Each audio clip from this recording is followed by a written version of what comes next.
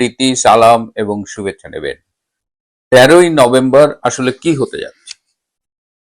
এই দিন আন্তর্জাতিক অপরাধ আদালত বা আইসিটি তারা শেখ হাসিনার বিরুদ্ধে একটি রায়ের ব্যাপারে তারা কি ওই দিন রায় দেবেন, নাকি কবে রায় ঘোষিত হবে সেই তারিখটা ঘোষণা করবেন? এটি নিয়ে কিন্তু একটি কনফিউশন আছে। তারা হয় রায়ও ঘোষণা করতে পারেন, অথবা বলতে পারেন যে অমুক তারিখে রায় ঘোষণা হবে। কারণ রায় তো তাদের তৈরি করা আছে। তারা কি করতে চায় এটা যে কেউ বলে দিতে পারে। একটা অবৈধ ক্যাঙ্গারু কোর্টে একটা সাজানো বিচার হচ্ছে, সেই বিচারে তারা শেখ হাসিনাকে সর্বোচ্চ শাস্তি দেবে, এটা মানে সুযোগ পেলেই দেবে, এটা বলা যায়। এখন আওয়ামী লীগ একটি রাজনৈতিক সংগঠন। 13 তারিখে আওয়ামী লীগের কি করা উচিত? আওয়ামী লীগের কি চুপচাপ বসে থাকা উচিত, নাকি এর প্রতিবাদে কর্মসূচি দেওয়া উচিত?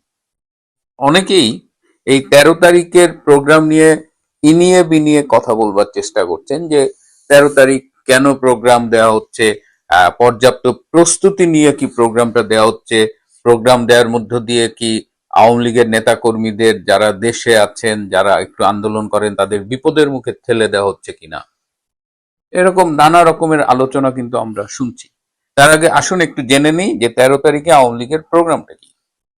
আওয়ামী লীগ লকডাউন ডেকেছে, ঢাকা লকডাউন, এবং 13 তারিখে লকডাউন তার সমর্থনে গতকাল 10ই নভেম্বর থেকে বিক্ষোভ মিছিল এবং বিক্ষোভ শুরু হয়েছে।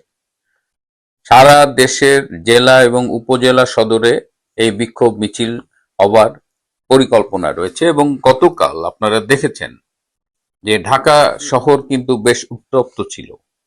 মিছিলের পর মিছিল, সারা দেশে প্রচুর মিছিল হয়েছে এবং আমরা সামাজিক যোগাযোগ মাধ্যমে তার ভিডিও দেখেছি। প্রচুর মিছিলের পর মিছিল, এবং মানুষের স্বতঃস্ফূর্ত অংশগ্রহণ। মিছিলগুলো কিন্তু আর ওই ঝটিকা মিছিলে নেই। একদম মানে শুধু সাইজে যে বড় হয়েছে তা না, আপনি অংশগ্রহণকারী মানুষগুলোর দিকে তাকিয়ে দেখবেন, একদম আপামর জনসাধারণরা কিন্তু সেই মিছিলে অংশগ্রহণ করছে। এটা আওয়ামী লীগের জন্য খুবই পজিটিভ একটা বিষয়।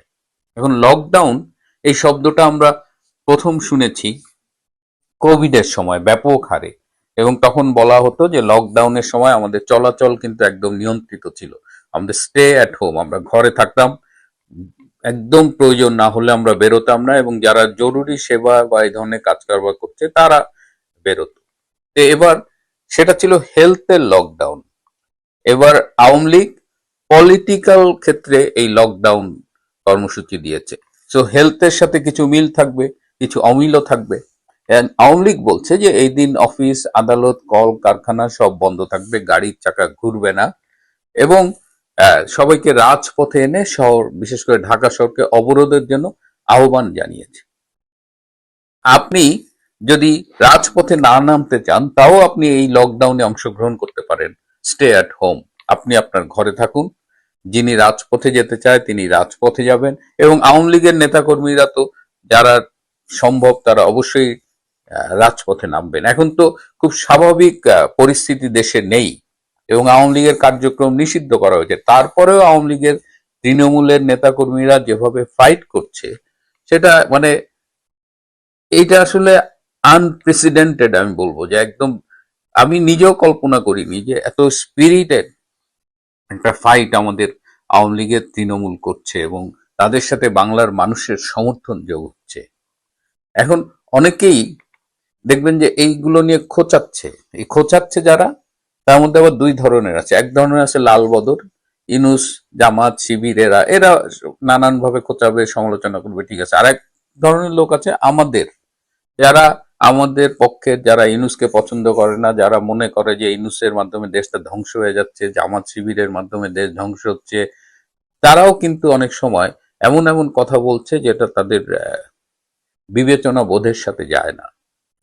অনেকেই বলছেন যে কেন আওয়ামী লীগের নেতা কর্মীদের এইভাবে ঝুঁকির মধ্যে ফেলা হচ্ছে, তারা তো গ্রেপ্তার হতে পারে।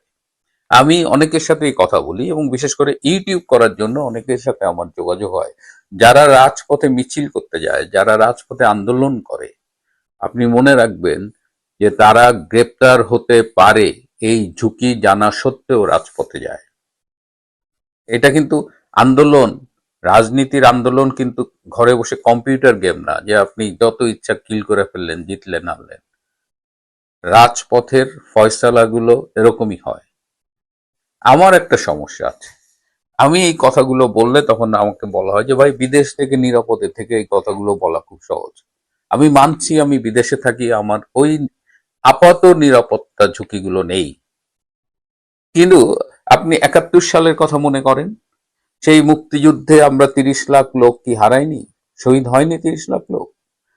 আপামর জনসাধারণ যারা মুক্তিযুদ্ধে অস্ত্র হাতে গিয়েছিলেন তাদের মধ্যে অনেকে শহীদ হয়েছেন না?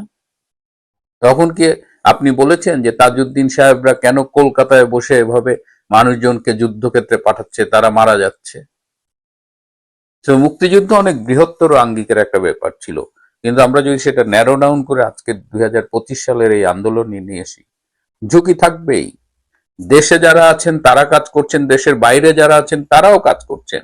আজকের সুবিধা হলো যে আমরা একটা গ্লোবাল ভিলেজে বাস করছি। আজকাল অবাধ তথ্য প্রযুক্তির যুগে উই ক্যান কমিউনিকেট ইজিলি। আর নিজের ব্যাপারে বলি, এই যে আজকে এই বয়সে এসেছি, হাওয়া খেয়ে আসেনি, সুশীল সেজে আসেনি। আমার যখন সময় ছিল রাজপথে আমি সর্বোচ্চ সময় দিয়ে নিজের ক্যারিয়ার